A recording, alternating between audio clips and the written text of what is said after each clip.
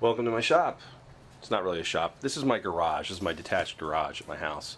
Notice I don't have a lift in here. Instead of getting a lift because they're big and heavy and very expensive, I looked at getting a work table like they see at the races. At the Moto America races I went to, I saw the teams using these things and I said, oh, well, I'll look into that. They're around $600 to $700. And then I saw a review online. Got beat up in shipping and the welds weren't very good. So quality's kind of questionable based on what I saw of that. So I said, well, maybe I can just build one. And that's what I'm planning on doing. So I made an order to McMaster-Carr and picked up a bunch more of this extruded aluminum stuff that I will build a frame and a platform that's about 18 inches high to lift up my bikes. When it's all done, I'll have a very lightweight platform that I can just take out of the way and move when I'm not working on the bikes actively. The plan is the table will go basically where the Tiger is parked now, and that'll be my workstation for whatever may come for this whole thing. So yeah, here we go.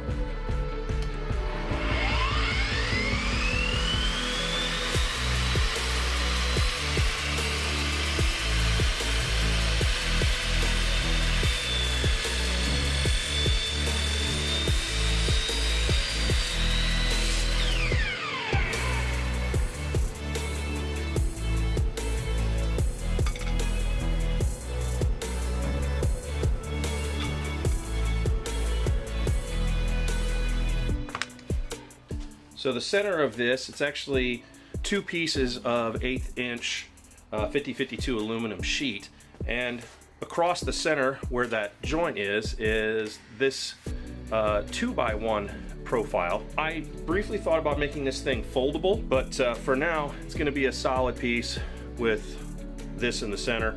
I'm going to cut it to length here in a minute, but it's going to go right here. It's going to bolt in right here, and I'm going to stagger the center legs on either side.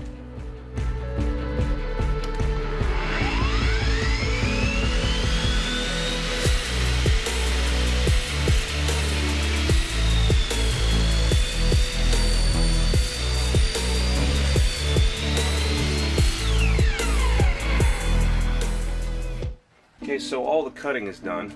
Now I have to do a bunch of hole drilling and hole tapping. The legs I just tap on one end because I'm going to put leveling feet on the bottom of them, and then the cross members, including the double cross member, I'll have to tap that on each end. So got several holes to tap here. I'll just clamp it in here, drill straight down.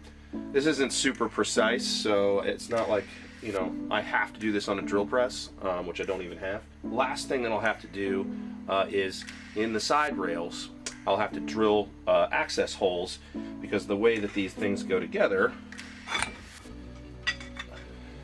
is more or less like this. So there will have to be a hole drilled in the side of this to accept the Allen key that'll go through here to tighten this down. So I finished all of the tapped holes for the cross members, and now I have to do the side rails. What I'm planning on doing is using a jig that I have. Now you don't have to use this thing. This thing is sold so that you can line up and have a guided drill hole right here on the end. But what I've done is 16 inches from the ends for 16 and 32, and then I flipped it around and did 16 and 32 there. And for now I've just marked 48 inches in the center, and it is a little bit different on each end, so it's not an exact 8 feet. So that one's the only real critical one, is this one in the center. That's where the two sheets of 1/8 inch aluminum butt together, and that's gonna have to be more critical. And I will basically assemble this thing and then see how this thing all lines up with those pieces on, and then I will drill the 2 holes that are necessary for the double width cross member that goes in the center. So this is a mock-up of what the legs and bracing is going to look like. These are the little corner gussets. In this scenario, this would be the long side rail. This would be the cross member at the end of the table, and this would be the way that they're set up in the corner. This is kind of like testing the limits of quarter 20 hardware, in my opinion, because these literally are just this screw and this screw are holding this from a vertical force. Now, there will be aluminum on top of this thing, and it will be bolted in all over the place. I think I got 24 bolt points, including the center of each cross member. I think this is going to be strong enough. I've built enough stuff out of these things to kind of guess what it's going to do. I think it's going to be more than strong enough, even with just 1-inch hardware. I almost built this out of 1.5-inch profiles, but decided against that just from a cost standpoint. This mock-up that I put together, might as well show you this too. So these are the end butt connector hardware. This is why you have to drill these holes that I was showing with the drill guide jig for this thing. And basically what you do is, this is the threaded end hole that I tapped on all those cross members. So this is a cross member, this is an end rail, and they basically just slide together like this, and you line them up. Now you have an access hole, and it's all this quarter 20 hardware for the 1-inch profile is all designed to use I think it's 5/32.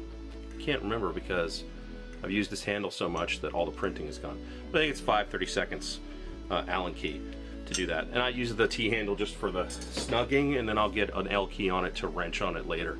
But that's how those butt connectors go together. And so one thing to be aware when you're working with this, order of operations is super critical with this. I've built several different carts and stands and things like this with this stuff, and you can get this hardware, these T-nuts, you can get some that roll in that have either spring or a little handle or various things that can be slid into the channel once everything is assembled. Those are a lot more expensive and a lot less economical, especially when you're building something with a lot of fastener connections. So I just do these, and I try to be as methodical as possible, because you have to have these things installed in the slots. You have to do that before you get everything assembled and tightened down. Otherwise, you have to disassemble things partially, or maybe fully even, and slide things back in to get these things in place.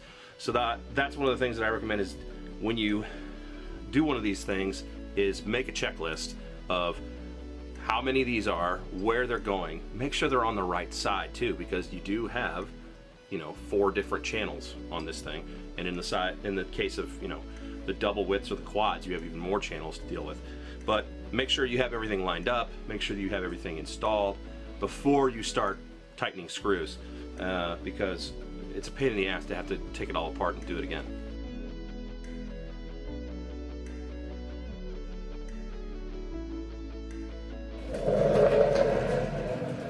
I spaced my fastening points out between each cross member along the side rails, marking drill points with a T-square at a 1/2-inch inboard to align with the T-slots, after clamping the deck sheets in place.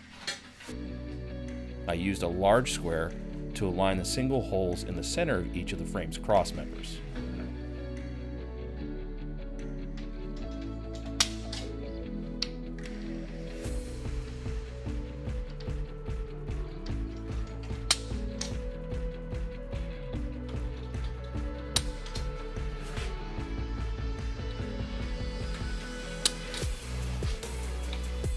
After marking all the positions, I used a spring-loaded center punch to mark the drill points as accurately as I could.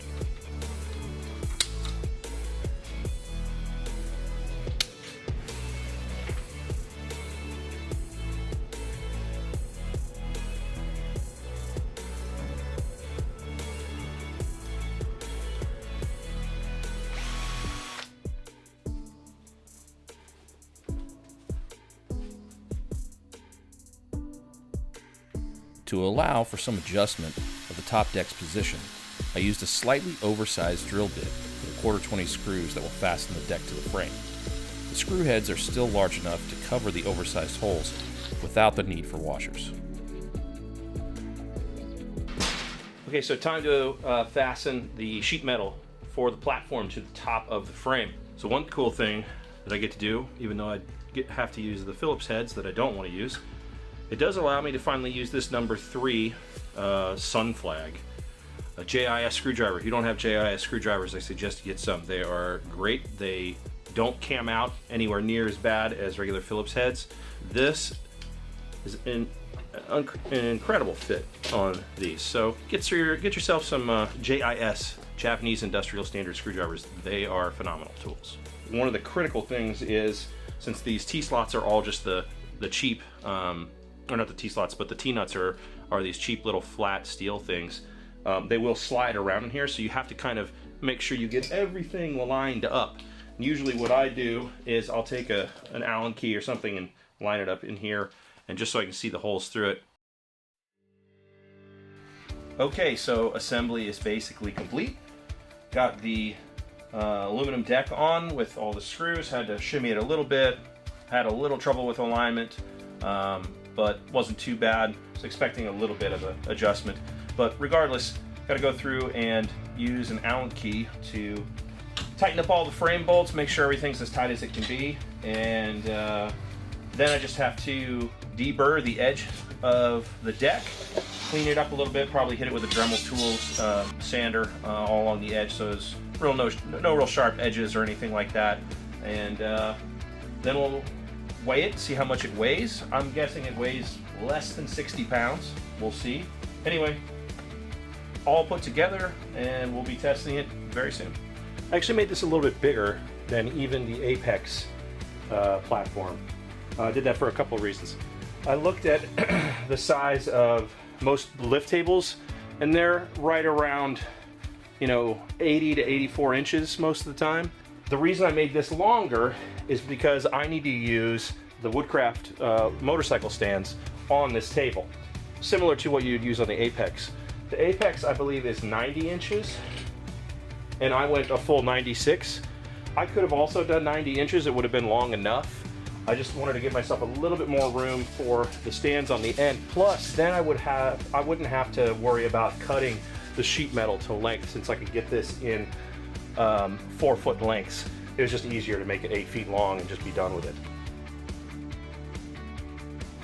Okay, so final review, thoughts on the MotoTable build. Very happy with it.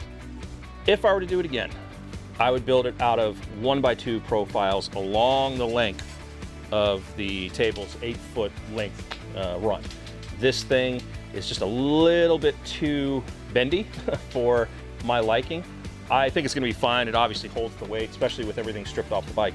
But when I had the bike up on the stands, up on the lift, with all the weight that it would have on it, minus a full tank of gas really, it did display a slight rippling along those rails on the edges where the weight was distributed. You could see it basically between the legs. This thing would not work at all without those center legs. You definitely have to have those there. And I would also probably box in the frame a little bit instead of it just being on stilt legs. That's a questionable thing. That would add some more rigidity. It doesn't really seem to need it, but it would just be a little bit, a peace of mind thing.